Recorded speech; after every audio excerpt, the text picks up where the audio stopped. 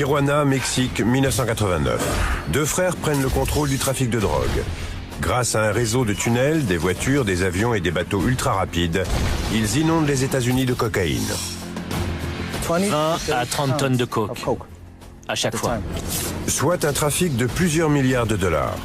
Pour assurer leur protection, les deux frères recrutent une armée de jeunes malfrats américains. Il y avait des grenades, des AK-47 et des tonnes de munitions. Lorsqu'un cartel rival tente de s'emparer du trafic, la guerre est déclarée, elle fait des milliers de morts. Personne n'est en sécurité, pas même les enfants. Il y a eu des morts pendant des années. Des gens ont été décapités, d'autres dissous dans l'acide. Les forces de police mexicaines et américaines s'allient pour venir à bout des cartels. Mais elles sont impuissantes face à la vague de violence qui submerge Tijuana.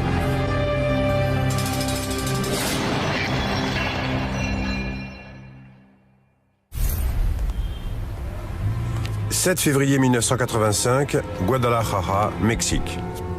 En sortant du consulat américain, Enrique Camarena, agent de la DEA, l'agence américaine de lutte contre les stupéfiants, se dirige vers sa voiture.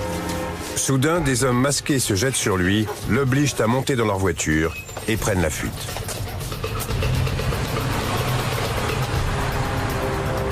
L'agent Camarena, surnommé Kiki, est venu au Mexique pour enquêter sur un accord secret qui aurait été conclu entre les barons de la drogue de Tijuana et ceux de Colombie. Les Colombiens, les plus grands producteurs de cocaïne du monde, ont accepté de payer le cartel Gallardo pour faire entrer leurs marchandises aux États-Unis. Situé à 25 km au sud de San Diego, Tijuana est le poste frontière le plus fréquenté du monde. Chaque année, 50 millions de personnes le franchissent pour entrer en Californie, l'État le plus riche des États-Unis et le principal marché de drogue. C'est la frontière idéale pour le trafic.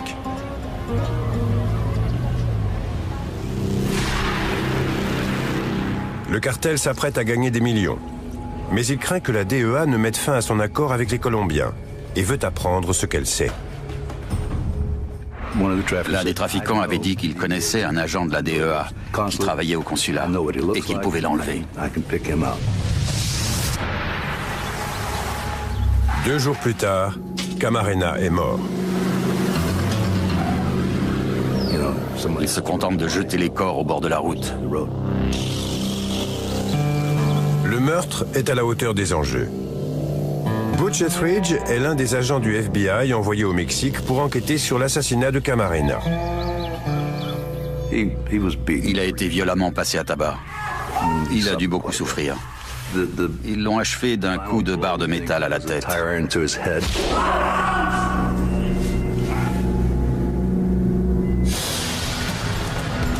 Le meurtre déclenche une gigantesque chasse à l'homme. Le gouvernement américain fait arrêter et fouiller tous les véhicules qui franchissent la frontière et exige que les assassins de Camarena soient traduits en justice. 4 ans plus tard, la police mexicaine présente cet homme devant les caméras de télévision. Miguel Ángel Félix Gallardo.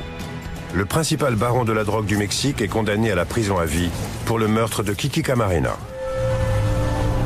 Avec la chute de Gallardo en 1989, son trafic est morcelé.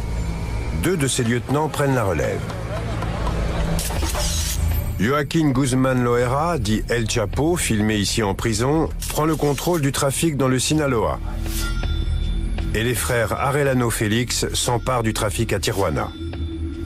C'était les neveux de Miguel Félix Gallardo.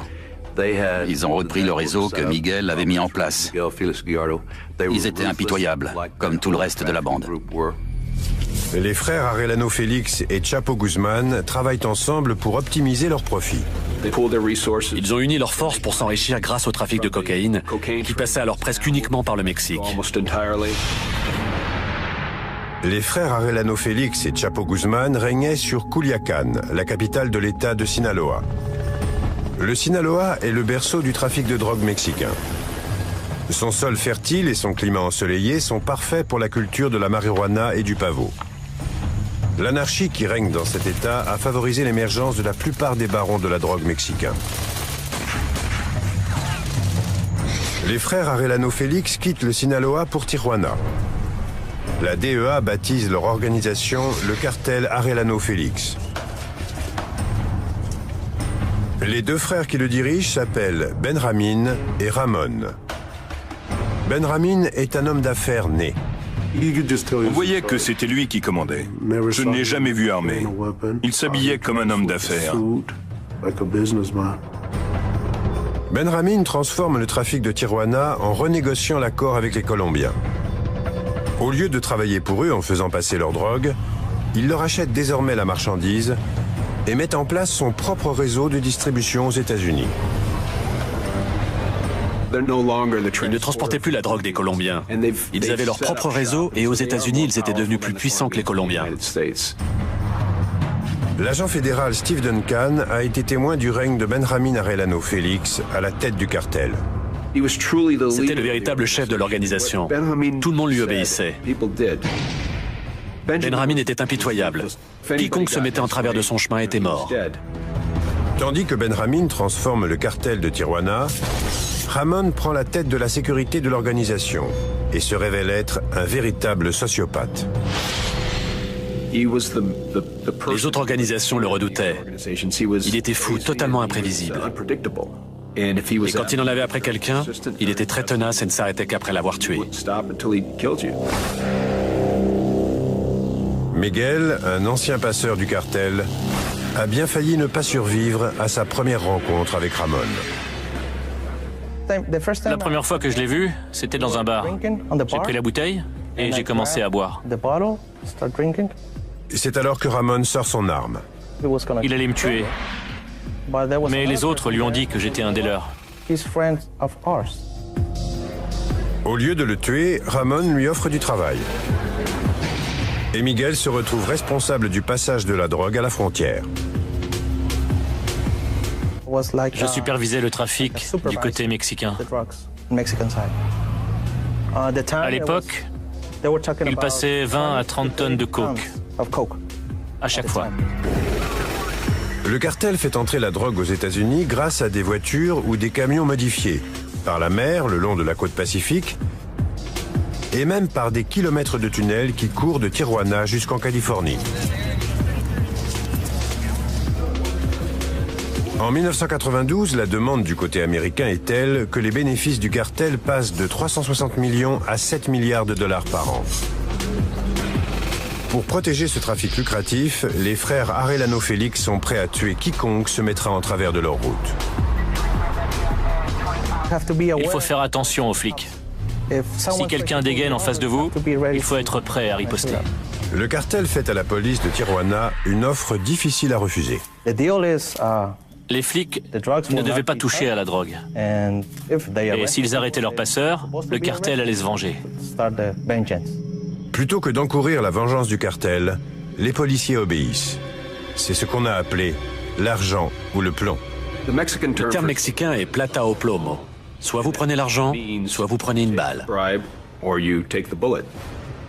Quand on est face à un tel choix, on prend généralement l'argent. C'est plus facile.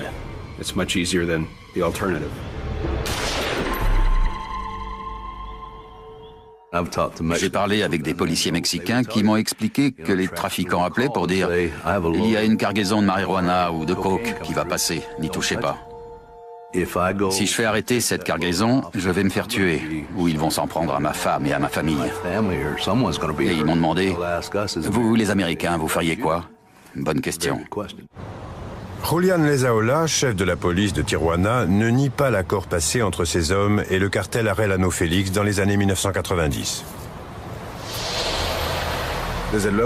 Aucune organisation criminelle ne peut survivre sans la protection des autorités. Aucune. À Tijuana, les autorités ont fourni cette protection. À tous les niveaux, politiques et policiers. Elles leur ont offert leur protection. Lorsque la corruption est insuffisante, le cartel a recours à des méthodes plus violentes. Tout homme soupçonné de trahison est exécuté. Les agents fédéraux commencent à rassembler des preuves contre l'organisation des frères Arellano Félix. Nous avons écouté un trafiquant parler de la manière dont il les faisait passer aux aveux. Il disait « Je prends un cutter et je commence par les articulations. Et je coupe jusqu'à ce qu'il parle. Ou alors, je prends un pic à glace, je le plante dans l'os et je le tourne.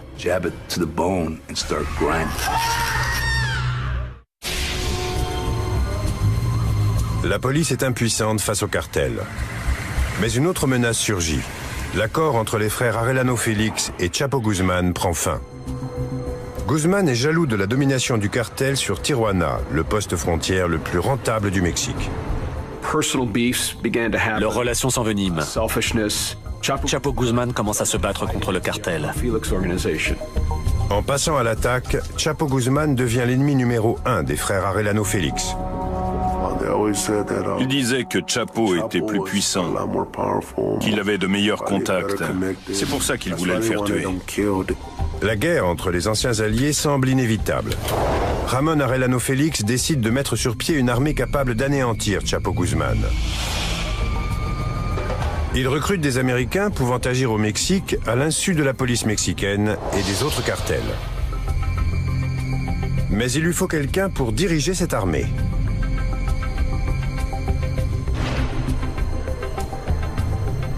Deux trafiquants du cartel, détenus dans une prison américaine, dénichent le candidat idéal. David Barron, un chef de gang de San Diego. Il a su se faire apprécier par ces deux types. Et quand il est sorti de prison, le cartel lui a proposé de travailler comme homme de main. Barron accepte